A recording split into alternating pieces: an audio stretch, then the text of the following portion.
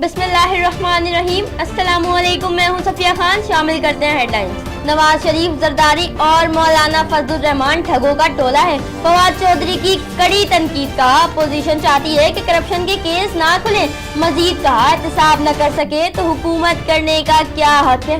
मौलाना फजलुर रहमान का अपोजिशन को मुत्तहिद करने का मिशन। जरदारी के बाद नवाज शरीफ के साथ बैठक लगाएंगे। क़यादत को हुकूमत के खिलाफ जल्द मुत्तहिद करने के लिए पुरुमीद। कहा एनआरओ वाले वजारतों में और मुखालिफिन केसेस भुगत रहे।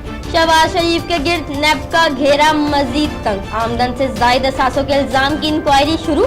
नैब असासों की छानबीन करेगा, गिरफ्तारी नहीं डालेंगे। किसकी है ये कंपनी और कहां से आई ये कंपनी? बावन नगर का मेहनत कश रातों रात 4 टेक्सटाइल मिल्स का मालिक बन गया। FBI ने अफरोज सलीम को नोटिस भेज दिया। दुकान में काम करता हूँ, किराए के घर में रहता हूँ। अफरोज सलीम ने कंपनी की मलकियत से इनकार कर दिया। शाहरुख जतोई को VIP कमरे में क्यों रखा? चीफ जस्टिस ने जेल में पुलिस हुक्काम की क्लास ले ली। मलिर जेल में काल कोठरी न होने के बायस शाहरुख जतोई सेंट्रल जेल मुंतकिल। मलिर जेल सुप्रिंटेंडेंट मुअत्तल। इंक्वायरी शुरू कर दी गई। जिस चीनी के एवज अरबों का कर्जा लिया वो कहाँ गई? अदालत के बाहर से अनवर मजीद का बेटा नमर मजीद गिरफ्तार हो गया। चीफ जस्टिस ने नोटिस ले लिया। चीफ सेक्रेटरी का ओमनी ग्रुप की अदायगियां रोकने का हुक्म।